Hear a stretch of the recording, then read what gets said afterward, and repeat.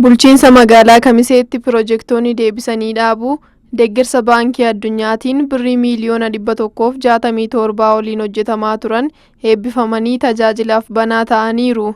Heebba piroojeektichaa irratti sadarkaa itti aanaa pirezidaantii naannoo Amaaraatti qindeessaa kilaastera baadiyyaa Dirassaayiluu, sadarkaa itti aanaa pirezidaantii naannoo Amaaraatti qindeessituu kilaastera hawaasummaa Mulunesh Dassee, daayirikteera olaanaa deebisanii dhaabuu naannoo Amaaraa Dr. Abaataa Geeta'uun, bulchaa olaanaa bulchiinsa sablammii Oromoo Hayimed Alii fi geggeessitoonni olaanoo bulchiinsa sablammii Oromoo fi bulchiinsa magaalaa Kamisee akkasumas abbootiin amantaa fi jaarsoliin biyyaa argamaniiru. Uummanni yaada adda addaa kennanis hojiin piroojeektichaa karoora irraa eegalee hanga xumuraatti yaadaa fi fedhii uummataa irratti hundaa'uun akka hojjetame ibsanii galateeffataniiru. Bulchaan olaanaa naannoo Amaaraa Raggaa Kabbadaa jiraattota godina Goojjam Ba'aa Aanaa Dabra Eeliyaas waliin mari'ataniiru. Bulchaan godina Goojjam Ba'aa Nuurelliin Biraanuu haasaa taasisaniin godinichatti rakkooleen baay'ee mudatanii turanis rakkoolee kanneen furuuf hojjetamaa jiraachuu eeraniiru. Hojii hojjetameen ammarratti haalli nageenyaa fooyya'aa jiraachuu kaasanii ammas wantoota baay'ee sirreessuu qabnutu jira jedhaniiru. Raayyaan ittisa biyyaa fi humni kabachiisaa naannichaa ga'een isaanii nageenya godinichaa kabachiisuu keessatti bahataniif bulchaan godinichaa galateeffataniiru.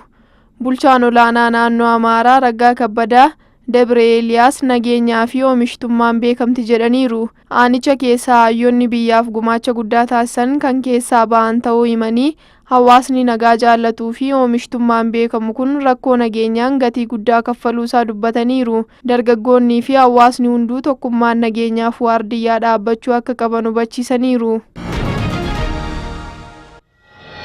Biiroon qonnaa naannoo Amaaraa raawwii hojiiwwan misooma qonnaa fi misooma baadiyyaa yeroo ammaa fi kallattiiwwan gara fuulduraa irratti mari'ateera. Itti gaafatamaan biiroo qonnaa naannoo Amaaraa Darajjee Mandaafroo naannichi lafa hektaara miiliyoona 2.2 jallisiin misoomuu danda'u qabaachuu dubbataniiru. Bara kana jallisii bonaatiin qamadii hektaara 350,050 misoomsuun callaa kuntaala miiliyoona 13.6 argachuuf karoorfameera jedhaniiru. Hanga ammaatti lafti hektaarri 74,000 sanyiin uwwifamuu ibsanii xaa'oo fi sanyiin qulqullina olaanaa qabu dhiyaachaa jiraachuu himaniiru. Qonnaa ammayyeessuuf maakaanaayizeeshinii biyyeessummaa nooraan wallaananii oomishuu fi misooma sulula qindaa'aaf xiyyeeffannoon kennamuu hubachiisaniiru. በክልላችን 5.5 ሚሊዮን ሄክታር መሬት በዘር ተሸፍኗል። በዚህም 187 ሚሊዮን ኩንታል ምርት ይጠበቃል። Guyyaan saboota sablammootaa fi uummattoota Itoophiyaa 20ffaan mata duree waliigaltee dimokiraatawaa tokkummaa sabdaneessaaf jedhuun sadarkaa naannoo Oromiyaa magaalaa Bulee Horaatti kabajamaa jira. Guyyichi sadarkaa biyyaalessaatti naannoo giddugaleessa Itoophiyaa magaalaa Hosaayinaatti kabajama. Sagantaa kabajaa kana irratti afayaa'iin mana maree federeeshinii obbo Ageenyoo Tashaagar, afayaa'iin caffee Oromiyaa adde Sa'aadaa Abdurrahmaan dabalatee hooggantoonni federaalaa fi naannoo Oromiyaa akkasumas abbootiin gadaa, haadholiin siinqee, saboonni naannoo adda addaarraa dhufanii fi keessummoonni biroon argamaniiru. Duudhaalee obbolummaa cichoomsuun gaaffilee bu'uura dhaloota ida'amuu deebisuuf daandii ijoodha jedhan Ministeerri Muummeen Itoophiyaa Dr. Abiy Ahmed.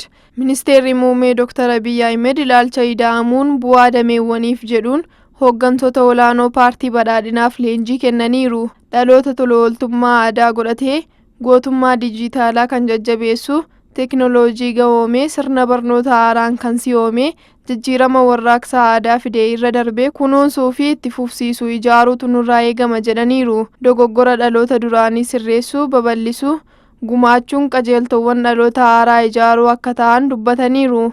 Galmi mootummaa ida'amuu badhaadhina hunda galeessa dhugoomsuu ta'uu ibsanii ga'umsaa fi ifaajjii giddugaleeffachuun hojjetamuu akka qabu seeraniiru. Nama oolchuun qajeeltoo mootummaa ida'amuu ta'uu heeruun mootummaan ida'amuu seenaa haasa'uurra seenaa hojjechuun of ibsuu kan barbaadudha jedhaniiru.